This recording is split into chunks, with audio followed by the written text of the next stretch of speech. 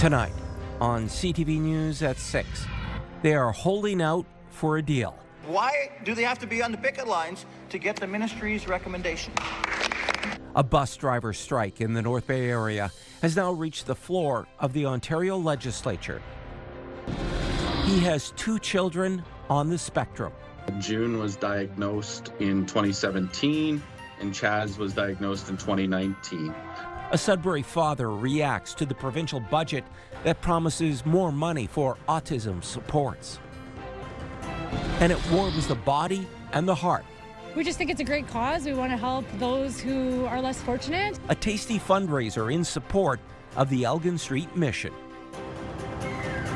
CTV News at 6 with Tony Ryma and Rick Wyman with weather. Good evening. So glad you're with us on this Friday. 2 young pedestrians are in hospital after a collision in Sault Ste. Marie this morning. Around 8 a.m., officers were called to Second Line West and Whitney Avenue for a collision involving 2 pedestrians and an SUV. Both pedestrians were seriously injured and taken to hospital. Police are asking anyone who witnessed or who may have footage of the crash to contact them. There is no end in sight to the Alouette bus driver strike in West Nipissing, and now the 5-week-old labor dispute has made it to the floor of Queen's Park. Details right now from CTV's Eric Tashner. Alouette school bus drivers on the picket lines stand in solidarity, holding out for the best possible deal. The community support, though, I think is what's keeping the morale so high. The strike making its way to the Ontario legislature. Timiskaming Cochrane MPP John Vantoff raising the issue to the education minister. Why do they have to be on the picket lines to get the ministry's recommendation? Calandra responded, emphasizing the province is not at the bargaining table, but saying, I am somewhat concerned at how long this has taken. I've expressed that frustration. About 80 drivers initially hit the picket line. However, several days after the strike began, over a dozen decided to return to work. Alouette drivers earn a little more than $18 an hour and would like to see their pay bumped up to over $21. That's still under the Ministry of Education's recommended pay level. We're hoping that the province could intervene because part of the issue here is that there's funding that's available for the school bus operators through the government under the Ministry of Education. The company previously offered to increase wages by 15%, expressing regret over the disruption. It's part of a larger problem, Calandra says. There's not a lot of people offering this service anymore. We've seen a dramatic reduction in the amount of companies offering bus services across the province of Ontario. It is something that I'm going to look at. In a letter to families from the Nipissing Parry Sound Student Transportation Services, Executive Director Chuck Sagan writes, the consortium has not issued a notice of contract termination and that he is hoping a deal will soon be reached. They're also wondering if the employer is going to come back with some sort of an offer or wanting to have other talks, and so far there hasn't been anything. Eric Tashner, CTV News, North Bay. At around 8:45 this morning in Sudbury, there was a crash involving a pickup truck and a school bus on Regent Street South. 10 students were on the bus, and police say no injuries have been reported at this time. Both vehicles were towed at around 10 a.m. and an investigation is underway. The Sudbury Student Services Consortium says students were transferred to another bus. Afternoon transportation was not impacted. And the consortium posting to social media today saying all buses will be back on the road Monday. Routes servicing the city of Greater Sudbury and outlying communities are scheduled to run. The consortium is reminding families that some roads are still narrow and to use the M Transport app as some stops may not be accessible.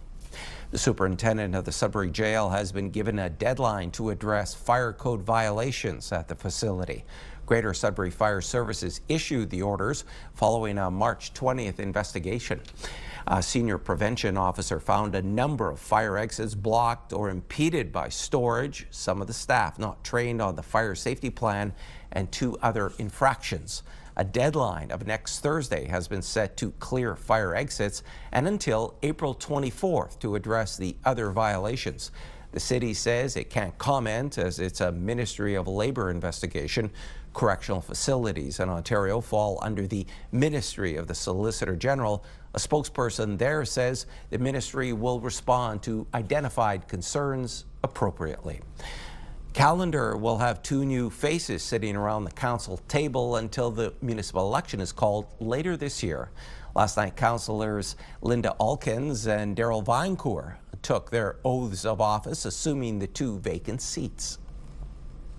I will be faithful and bear true allegiance to His Majesty King Charles III. Nothing has been said publicly on why former Mayor Rob Noon and Councillor Irene Smith resigned earlier this year. The Integrity Commissioner was investigating. Meanwhile, Vinecourt also got off to an outspoken start, questioning the budget and high increases in policing, planning services, fire and bylaw. And although 4.88% is maybe okay to some, it's still 4.88%. I had conversations with people who are spending $11,000 on their taxes. Councillor Vinecourt, I would have recommended that you sort of maybe watch the videos of past council while we were dealing with that. There were increases, number one, because cost of living or just the cost of the world is that much more, fuel, etc. And we did have full explanations of all that from staff. Carr says no one wanted that rate, but infrastructure costs are expensive. The budget, which included a 4.88 increase in property taxes, passed. Vinecourt was the only councillor to vote against. As we reported earlier this week, the city of Timmins is embarking on a master plan for its transit system. A key component will be to look at how to optimize routes by adjusting them and their schedules to improve a passenger's experience. City officials say public input will play a critical role in the development of the plan, and there will be both public and online opportunities to offer feedback. Like operationally, right now, our biggest challenges is staffing, and recruiting enough drivers to be able to offer our current service levels at any given time. So maybe one of the things we were hoping for is, like, when we come in talking about route optimization, is maybe there's key routes that there's not service may not be required at certain times a day, or the frequency doesn't need to be as high, which then would free up our operators to, driving hours to service other areas that are higher. So those are the type of things we're looking at.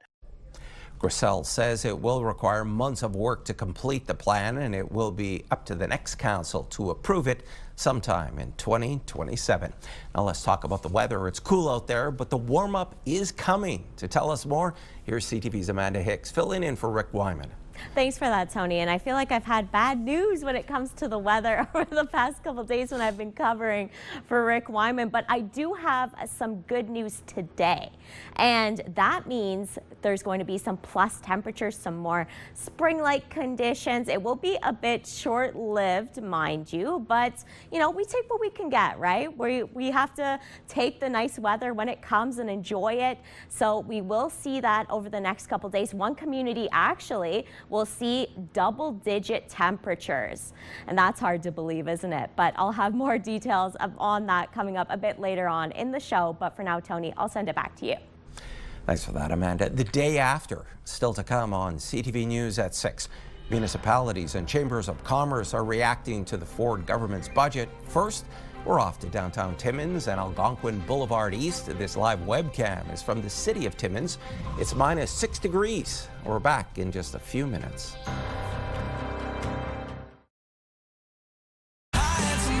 Pure Country 91.7. Sudbury's home for the best country music. Listen for your chance to win $50,000 with Pure Country's big $50K payday. One day after the provincial budget was delivered at Queen's Park, there are questions about the government's commitment to long-term care. CTV's Siobhan Morris has more. We love long-term care! Woo! There aren't as many construction sites like this across Ontario as the government promised. New long-term care homes or refurbished beds. The government pledged to build 58,000 of them by 2028. This year's budget lays out that only 26,000 are open or in the pipeline. We're going to keep going. We're going to keep building, and we'll get as far as we can because it's the right thing to do. Opposition parties see this as part of a Ford government pattern. They spend hundreds of millions of dollars on advertising to tell us all these things that don't actually happen. Loved ones need a home, a good home for their parents to go into, so it's very concerning. With hospitals backing up and the wait list for long-term care about 50,000 strong. The urgency to develop these beds and to make sure we have enough capacity for our aging population is greater than ever. And there could be an added crisis on the horizon. There are going to be tens of thousands of seniors who may actually even have to move out of their existing long-term care homes because those homes may not make the code requirements in the next 0 to 3 years. This year's spending plan does include an added $1 billion over the next 3 years for home care. That money is going primarily to the personal support workers, adding more volume so we can do more. In a system with another 6,000 people waiting for supports in their own home. It's a Band-Aid to try to obviously deal with the fact that we're going to need to provide care to people when we don't have the capacity in long-term care where the capacity should be. These investments in new builds and more staff are welcomed with caution. It's not going to unlock the system right away. We need some faster solutions to deal with the people where they're going to end up homeless or stuck in hospital. Siobhan Morris, CTV News. The Greater Sudbury Chamber of Commerce is weighing in on the provincial budget. As part of the 2026 fiscal plan, the province is slashing the small business corporate income tax rate. The rate will drop from 3.2% to 2.2% starting July 1st. Officials say the move will benefit more than 375,000 small businesses across the province, saving them $1.1 billion over 3 years. The chamber president says the relief is a critical step for local operators, but adds the North needs more flexibility. The biggest challenge just really remains ensuring the government programs are flexible enough to reflect the needs of the North. Engagements on all these investments, policy changes, and programs really needs to start early on so we can ensure they reflect the realities of the North. We know Northern Ontario is not one community. It's not the GTA. Programs need to be more flexible so different regions and different municipalities can respond to those local needs and take advantage of those programs and policies. In addition to the tax cut, the budget also includes provisions for immediate 100% write-offs on certain capital investments.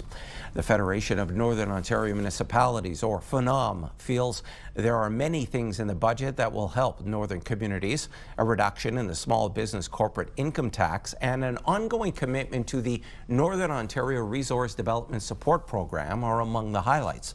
The budget did include a pledge to twin Highway 69, but there was no date attached to it and no mention of building out Highways 11 and 17 in the region. It's something that's past the point of dire need, and I think there hasn't been an MPP or an MP actually that I've spoken to that don't agree. So I think everybody's pretty much aware. The only thing we can do is just keep getting in front of them, making sure they understand the situation.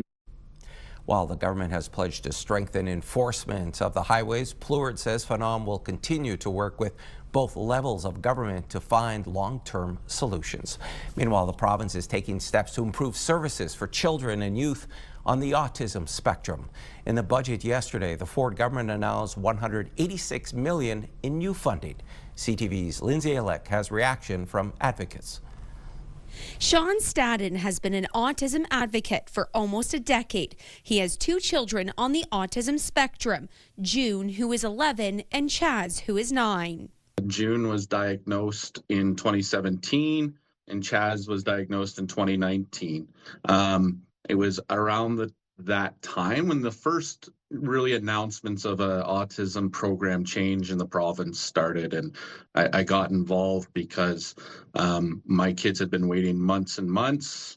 We would later find out it would take years. There are currently 67,000 children and youth waitlisted for core clinical autism services in Ontario, and they're waiting typically 5.2 years to access that, something that is supposed to be early intervention. Most kids aren't accessing it until 7 years old or later. Cameron and Staden agree that any increase is welcome, but they question where the money will go. I actually had an opportunity to speak directly with Minister Parse yesterday, and he made it clear that he's not entirely firm on where this funding is going.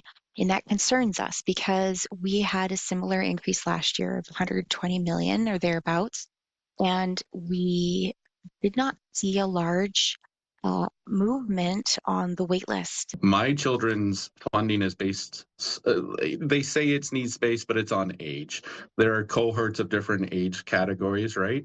And we haven't seen childhood budget increases at all. And we know the cost of living is going up, and yet each year, you know, my children's needs don't change, but it keeps getting more expensive. The previous government, the current government have missed the boat on this. Autism should not be something that the parents have to research and join Facebook groups to find out the best quality of care for their child. CTV News reached out to the Ministry of Children, Community and Social Services, and a spokesperson says in part, our government is continuing to make record investments, bringing our total investment to nearly $1 billion, an increase of nearly $674 million, or more than 200% since 2018. Lindsay Alick, CTV News, Sudbury. All right, back now for a check on your current conditions. Here's Amanda.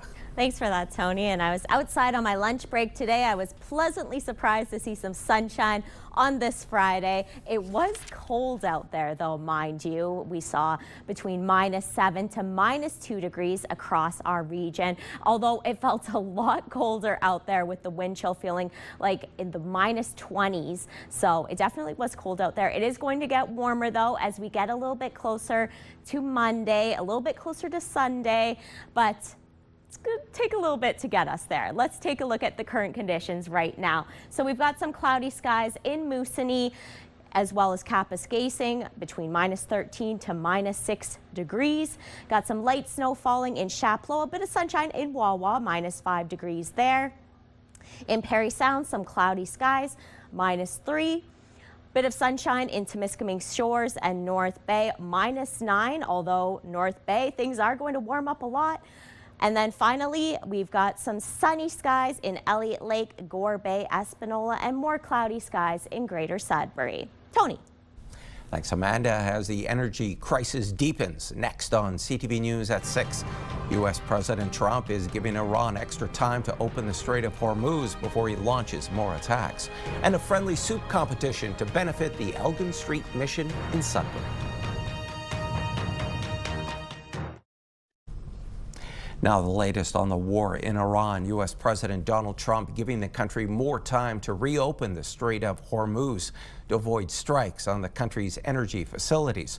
President Trump claims talks with Iranian officials are going well and has given Iran until April 6th to end its blockade of the critically important waterway to avoid strikes on its energy plants. Iran maintains that it is not engaged in any negotiations with the United States. And this comes as U.S. Secretary of State Marco Rubio is meeting with G7 foreign ministers today in France. There are growing divisions within the group over the ongoing conflict in the Middle East. It also comes in the wake of President Trump's repeated verbal attacks on NATO members for not joining the conflict. Foreign Affairs Minister Anita Anand responded to reporters today, asking about Canada's position on the war. Canada, of course, is continuing to advocate for civilian lives, civilian infrastructure preservation, as well as the stability in the region as a whole. Canada is also ensuring that we have a free and open Strait of Hormuz. That is necessary for energy, for fertilizer, for commercial supply chains writ large. And I would say that these aren't just commercial issues, but they're also humanitarian issues. In addition to the United States, 5 members of the G7 are also members of NATO, including Canada. Here at home, Prime Minister Mark Carney was talking Arctic defense while in Halifax today, highlighting some of the ways his government is working to help Canada defend the far north. It's things like our partnerships with the Nordics, with the UK and others who are going to help us achieve Arctic security and have complementary skills in space, in naval, in AI and others, and we can build out our strategic capacities, which translate that into spillover jobs and activity for decades here in Nova Scotia and across Canada. Prime Minister Carney recently announced a $35 billion investment in Arctic defense and northern infrastructure. That includes spending $32 billion at bases in Canada's far north. And the Prime Minister's first budget bill is now law, marking a milestone for the Liberal government. Bill C-15, known as the Budget Implementation Act, received royal assent last evening after the Senate gave its final sign-off on the legislation. The Budget Act includes measures outlined in the Liberals' 2025 budget tabled last fall that saw the deficit rise to more than $78 billion for this fiscal year. The budget document includes measures to cut day-to-day program expenses and downsize the public service while adopting a new framework. Still with federal politics, the NDP is just days away from choosing a new party leader. New Democrats from across Canada are gathering in Winnipeg today to kick off the party's annual convention. After a 6-month leadership race to replace Jagmeet Singh, voting closes on Saturday, and the new leader will be announced Sunday morning. Voters will choose between union leader Rob Ashton, social worker Tennille Johnston, farmer Tony McQuail, filmmaker Avi Lewis, and Alberta MP Heather McPherson. The next NDP leader will be responsible for guiding the party through its rebuilding efforts after its worst ever election result last year. 4 crew members of NASA's historic Artemis II mission have arrived in Florida ahead of next week's expected launch, including Canada's Jeremy Hansen. We left a crazy goodbye from just so many people lined the streets. It was a warm embrace on our way leaving home to come here, and then to arrive here and have all of you supporting us on the way in just feels really positive. I got to tell you, I am fired up. My family it's hard to say goodbye. We'll see them again tomorrow, but we're all fired up to go do this. So, allons-y. The mission is ready to launch after facing multiple delays. The crew is expected to take off April 1st at 6:24 p.m. Eastern Time, but there could be more delays with 6 other windows for liftoff between the 2nd and 30th.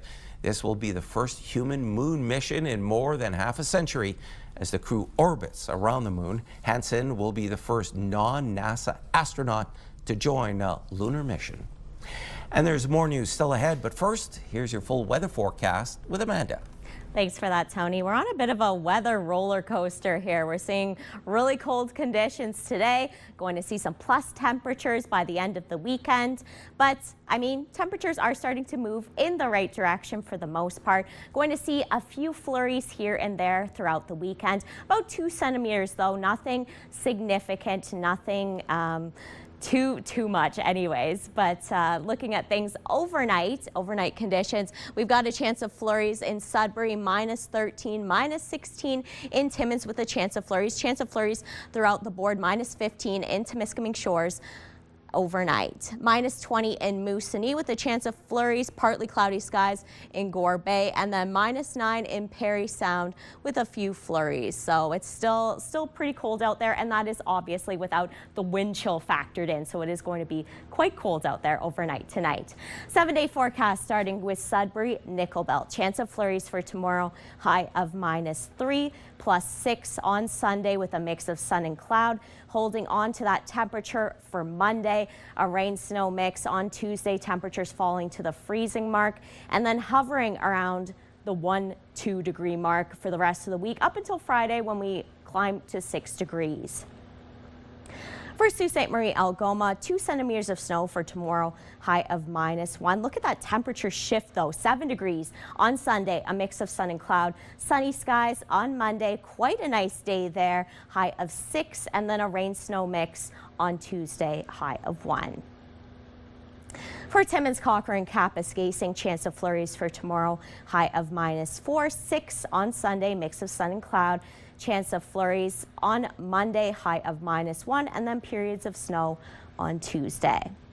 For Temiskaming Shores, Kirkland Lake, chance of flurries for tomorrow, high of -3, +5 on Sunday, with some sunshine there. A chance of flurries on Monday and a rain-snow mix on Tuesday, high of -2, and then we see a little bit of sunshine throughout the rest of the week. Finally, for North Bay, West Nipissing, chance of flurries for tomorrow, high of -5, 6 on Sunday, above the normal for this time of year, which is 4 degrees. But then look at Monday, 11 degrees. What a jump there. That'll be a really nice day, that's for sure. A rain-snow mix on Tuesday, sitting at the freezing mark, continuing on into Wednesday, and then by the time Thursday rolls around, we get up to 1 degree and then 7 by the time Friday rolls around. And for today's weather pick of the day, this is a bit of a where's Waldo situation.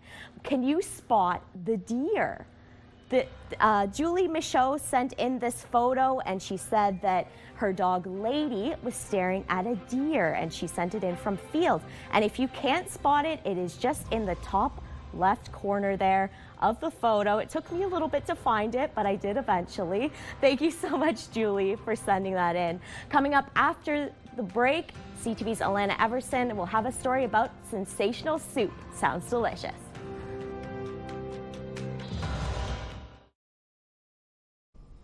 A New Brunswick family is trying to figure out what to do with a $20,000 bill from the local hospital. The bill is for the 18 months their loved one stayed in hospital while waiting for a nursing home bed. CTV's Laura Brown has that story.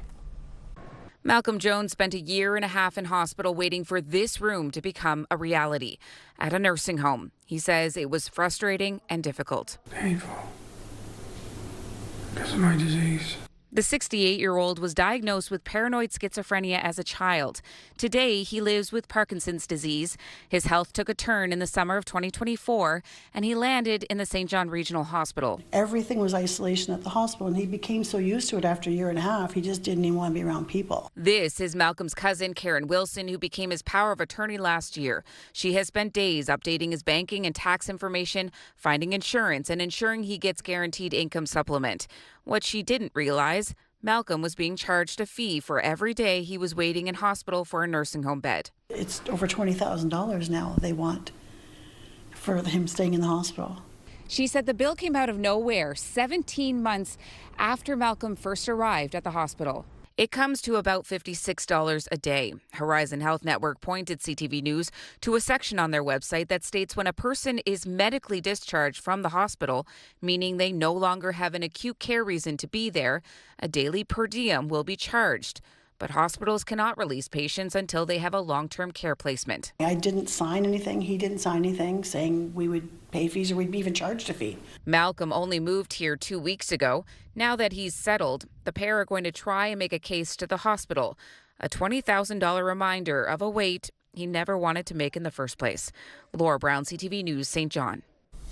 Well, Easter is next weekend, and for many that means buying chocolate. The price of these sweets right now are high, and that's leaving a sour taste in consumers' mouths. CTV's Vanessa Wright has that story. If you found yourself doing a double take at the price of chocolate, that's because it's gone up. In fact, experts say chocolate has silently increased by 10% since last year. Well, you kind of get used to it. Everything else has gone up, so you kind of take it for granted. It's frustrating, I'm sure. A lot of people just want to have a good little holiday, and then they're going to go and spend, I don't know how much extra on chocolate.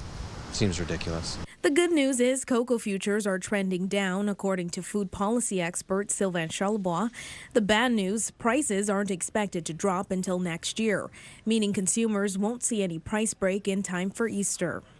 Be careful with sales. They're not really sales. They'll show you a chocolate bunny that is on sale 10% off, 20%, but they're not really lower price compared to last year, unfortunately. And because of what's called skimpflation, he says some chocolate products aren't 100% chocolate. But that's mostly big manufacturers that have done that. replacing cocoa with other substitutes.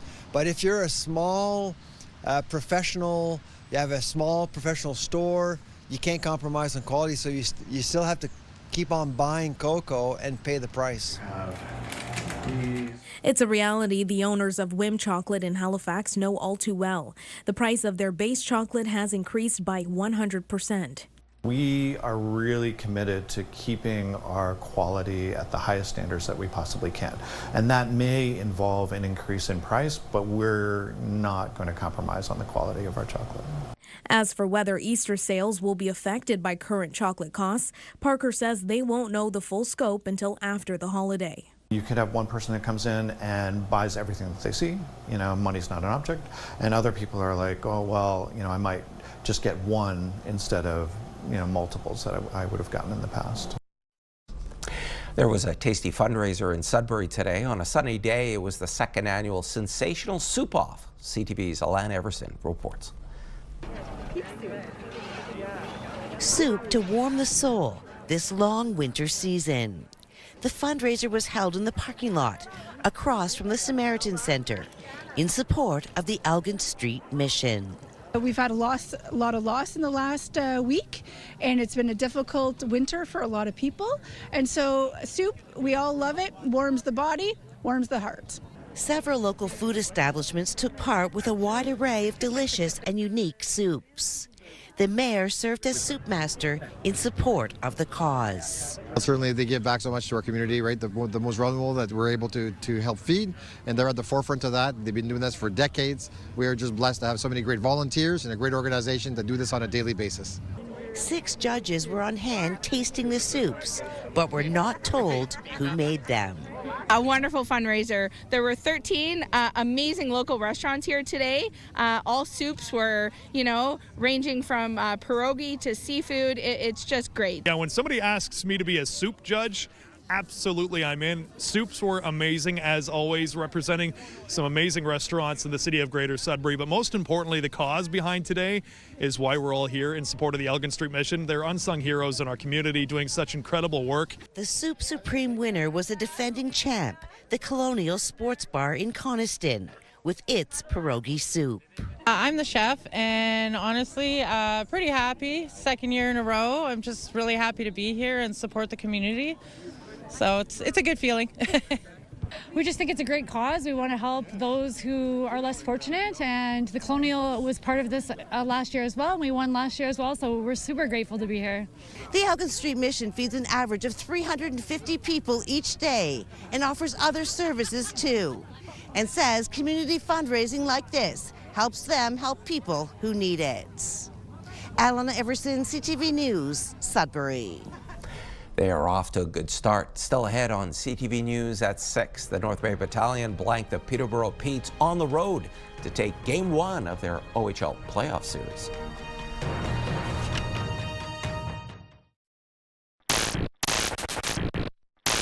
Hockey This Week is brought to you by Rastall Nut and Bolt Company.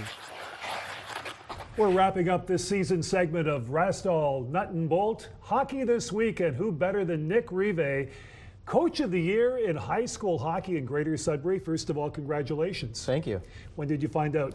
I ended up finding out via email prior to Game 2 of the finals between Llewellyn and St. Charles.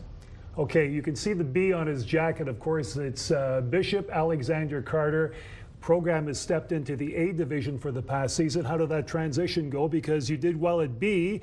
Obviously, you move up to A, and you had a good season, and you made it to the semifinals. Yeah, so we had a really good season last year, stepping up our game and getting to the finals of B division. Not only getting there, but winning B division, which was a huge step for our program. Then coming to this year, making that push towards the A division. It was a big step for our program. It was something that was a harder feat than not that I expected, but you know, harder than B division for sure. Having that bigger step, having that bigger competition, you know, goes a long way. Okay, Llewellyn beat you in the semis. How difficult was that task? You had injuries to deal with, though. Yeah. Not using that as an excuse. No, not at all. Playing Llewellyn was a very tough matchup. They have a lot of good players out there. Obviously, they ended up coming through and winning the cities as a whole itself this year. So just showing how much talent they happen to have on that team. We did have a few injuries, MCL injuries, broken clavicle injuries, shoulder injuries that did take some of our key players out of the lineup. But ultimately, like you said, I'm not going to blame the injuries there. It happens, and Llewellyn they were a fantastic team. So tell me more about your assistant coaches. You guys spend a lot of time from the fall until now getting involved, working with the players. How did the guys like the season, enjoy the season, or were they disappointed by the outcome? It's hard to not be disappointed by the outcome, right? Everybody wants to be able to go to that final game if you have the opportunity to win that final game, even if you have the opportunity to. We unfortunately did not have that opportunity, which was unfortunate for this year. But I know from talking with a lot of the players that are on the team already, a lot of them are excited to even start next year. They have high hopes for next year already. Translating hopefully more success next year as well.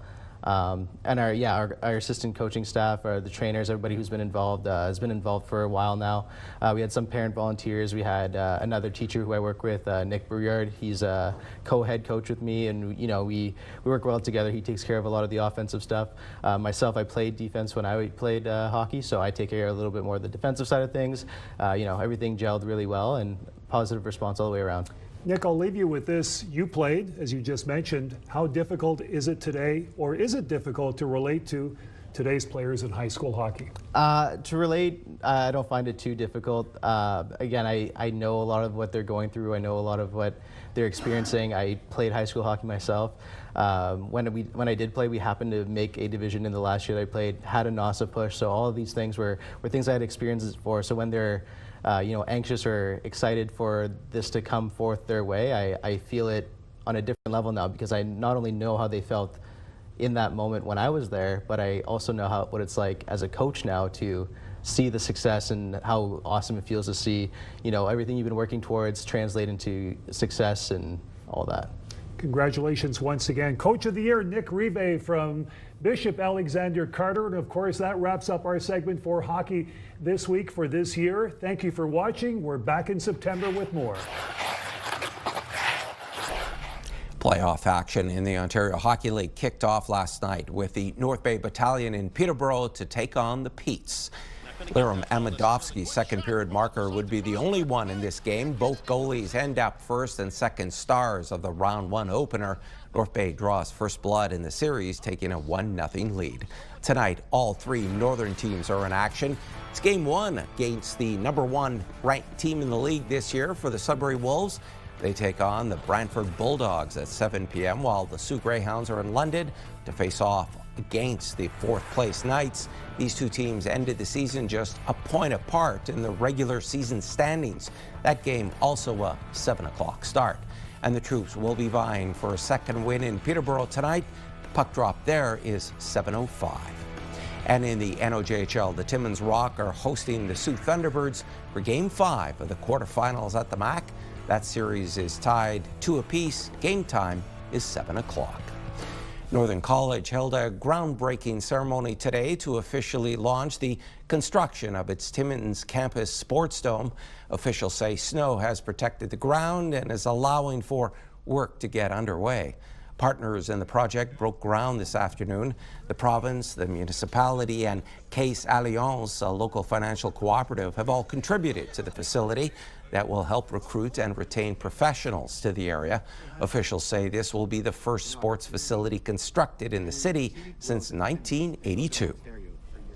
There's a running track, there's a walking, which includes walking track, soccer pitches, hard courts for multi-use purposes, whether it's basketball, volleyball, pickleball, tennis, all of that's inside, and then the clubhouse part as well. Northern College expects the facility to be operational late this year or in early 2027. The winter storm almost 2 weeks ago damaged both domes in Sudbury. However, work on the Lancer Dome has begun. Workers started by partially inflating the bubble yesterday to allow crews to continue cleaning off the ice and snow from the membrane. Early assessments predict it will take at least 2 weeks before the facility is restored. And the Sudbury Indoor Tennis Center has begun a GoFundMe for its efforts in restoring the tennis dome as officials wait for snow and ice to melt. The Blue Jays are kicking off their long-awaited season with their home opener tonight against the Athletics. After last year's World Series run, expectations remain sky high. Now we know we can kind of match up with any team, and but that also kind of puts a bullseye on our back. The team will hand the ball to starting pitcher Kevin Gausman to try to set the tone for the reigning American League champions in front of a sold-out crowd. New acquisition Dylan Cease is tabbed to take the mound tomorrow, with Cody Ponce set to pitch early next week. In their 50th season, the Jays will hoist their 2025 American League Championship banner before action starts. A new home for the Academy Awards. David Daniel has more entertainment news in the Hollywood Report.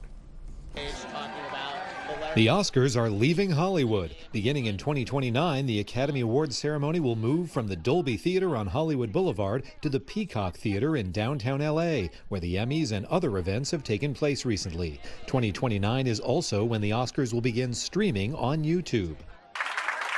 Amanda Peet says she almost didn't have a choice in writing her recent New Yorker essay, revealing she learned she had breast cancer as her parents were both dying. Maybe because my parents weren't religious, or so I almost feel like it was maybe a way to mark what was happening somehow, or cope with what was happening. But I didn't really have any strategy or anything. It just kind of happened. I had zero context for what I was about to get into. And Project Hail Mary star Ryan Gosling has a new project. Variety and Deadline report he's teaming with the Daniels, directors Daniel Kwan and Daniel Scheinert, on their first film since their Oscar-winning Everything Everywhere All at Once. No title or description has been released, but Universal says production is set to begin in LA this summer. In Hollywood, I'm David Daniel.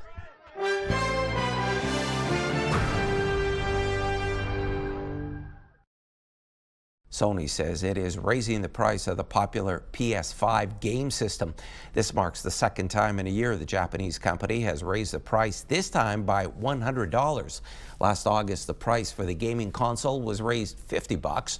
The company is citing continued pressures in the global economic landscape for the price hike, while Sony didn't cite it as a cause. Last week's attack on Qattar's natural gas export facility threatened helium supplies. Qatar supplies a third of the world's helium, which is essential for creating superconductors for computers and other tech devices. The war with Iran is hitting the mark, and that is hitting the North American markets. BNN Bloomberg's Marella Fernandez has more. The war in the Middle East is again pushing up the price of oil. West Texas Intermediate hovered around $100 U.S. a barrel today, with few vessels getting through the Strait of Hormuz. Iran is now trying to charge ships as much as $2 million to cross. Bloomberg estimates about 39 vehicles have made it through in the last week. Typically, 60 would make it through a day. Here are the closing numbers for the day. The Canadian dollar is up to 72.04. West Texas Intermediate is up over $5 today to 99.64. Western Canadian Select up over $4 to 78.55. And the TSX gained 73 points today. Those are your business headlines. I'm Marella Fernandez.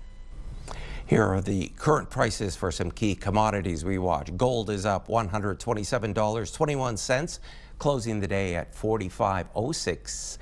14 U.S. an ounce. Silver up $1.89. Copper moved forward 3 cents, and nickel is down a penny, ending the day at $7.72 U.S. a pound. And Amanda's back now for one last look at your Saturday weather. Thanks, Tony. We've got a bit of sunshine on tap for much of the Northeast for tomorrow. In Sudbury, -3, chance of flurries as well in Timmins. 2 centimeters of snow in Sault Ste. Marie, between -6 to -1 degrees. And then North Bay, Parry Sound and Temiskaming Shores, chance of flurries there as well. -5 to -2 degrees. But remember, we've got some warmer temperatures on the way. Back to you, Tony. Thanks a lot for that, Amanda. And finally, this year marks the 50th anniversary of the opening of the CN Tower, and the Royal Canadian Mint has created a special coin to mark the occasion. The toonie will have the CN Tower on one side and King Charles on the other. The final design has not been revealed, but the Mint says there will be versions with and without color. The one with color will also glow in the dark. The CN Tower toonies will be released ahead of the tower's anniversary in June. And folks, that's CTV News at 6. I'm Tony Ryma. Thanks so much for watching. More news comes your way at 11:30 with Ian Campbell. Good night and have a good weekend.